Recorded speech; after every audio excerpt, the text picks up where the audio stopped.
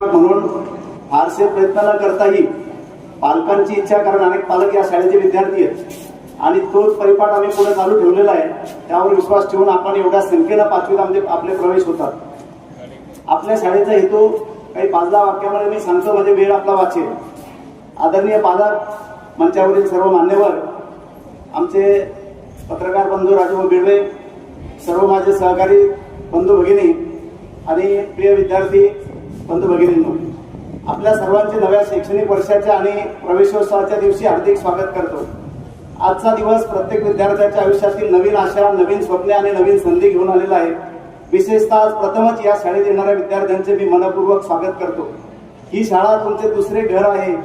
येथे तुम्हाला ज्ञान, संस्कार, शिस्त, आत्मविश्वास आणि जीवनमूल्य मिळतील. प्रिय विद्यार्थ्यांनो, प्रत्येक दिवस हा काहीतरी नवीन शिकण्याची संधी असते. मनापासून अभ्यास करा, शिक्षकांचा आदर करा, नियमित शाळेत या, स्वच्छतेची सवय लावा आणि आपल्या पालकांचे नाव उज्ज्वल करा. पालकांनाही नम्र विनंती आहे की आपल्या पाल्यांच्या शिक्षणात सक्रिय सहभाग घ्या. शाळा आणि पालक यांच्या संयुक्त प्रयत्नातूनच विद्यार्थ्यांचा सर्वांगीण विकास घडतो.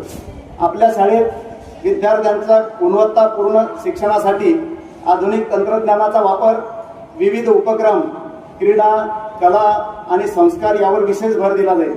प्रत्येक विद्यार्थ्याच्या क्षमता ओळखून त्याला प्रगतीची संधी देणे हेच आमचे ध्येय आहे. चला या शैक्षणिक वर्षाची सुरुवात उत्साहाने, सकारात्मकतेने आणि ज्ञानाची ओढ मनात ठेवून करूया.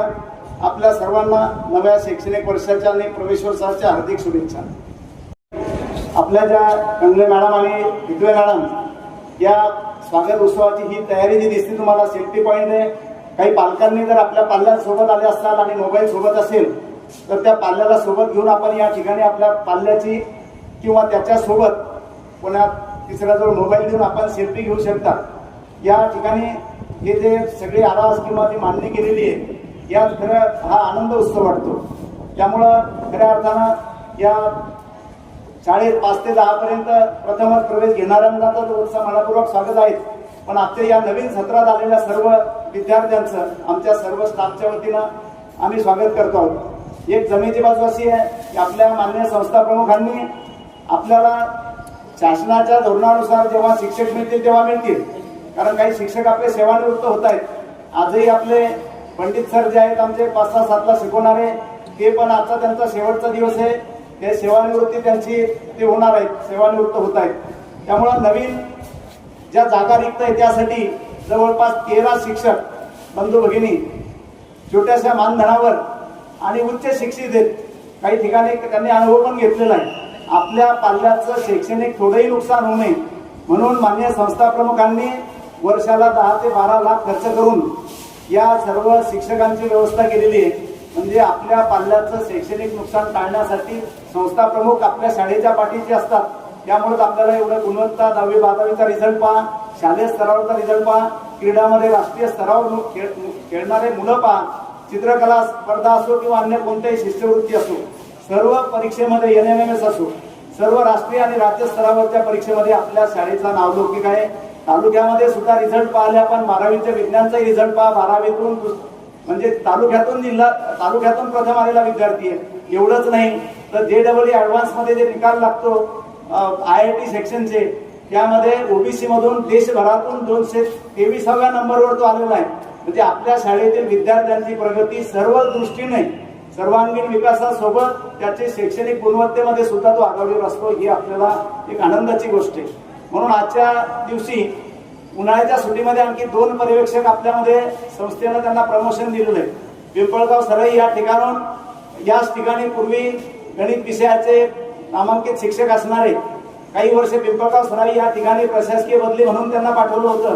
ते आपल्या समोर मंचावर उपस्थित आहे. त्या श्री अविनाश अरविंदरावजी असोलकर यांचं पर्यवेक्षक म्हणून आपल्या शाळेमध्ये ते रुजू झालेले आहेत. त्यांचंही मी आमच्या सर्वांच्या आणि पालकांच्या वतीनं हे शब्दसुमनांनी स्वागत करतो. दुसऱ्या दोन्ही पर्यवेक्षिका आपण विद्यार्थ्यांसमोर त्यांचं स्वागत केलेलं आहे. भावसार मॅडम आहेत, खेडेकर मॅडम आहेत, सर्वांना परिचय. त्यासोबत उपप्राचार्य म्हणून याच ठिकाणी गणित शिक्षक, पर्यवेक्षक आणि आता उपमुख्याध्यापक म्हणून श्रीपाद धंडे सरांचा सर्वांना परिचय. आणि आजच म्हणजे उद्यापासून जे इथं ज्येष्ठ शिक्षक होते श्री बैरागी सर हे आपल्या आजचा त्यांचा शेवटचा दिवस या शाळेमधला, ते सेवानिवृत्त होत नाहीयेत, त्यांना संस्थेनं बढती प्रमोशन दिलेलं आहे आणि जवळच 12 किलोमीटर एक गाव आहे आपलं, त्या ठिकाणी विवेकानंद विद्यालय व उच्च माध्यमिक विद्यालय त्या ठिकाणी पर्यवेक्षक म्हणून त्यांची नियुक्ती झालेली आहे. त्यामुळं त्यांचं आपल्या सर्वांच्या वतीनं त्यांना पुढच्या वाटचालीसाठी आपण शुभेच्छा देऊया आणि त्यांचं स्वागत करूया.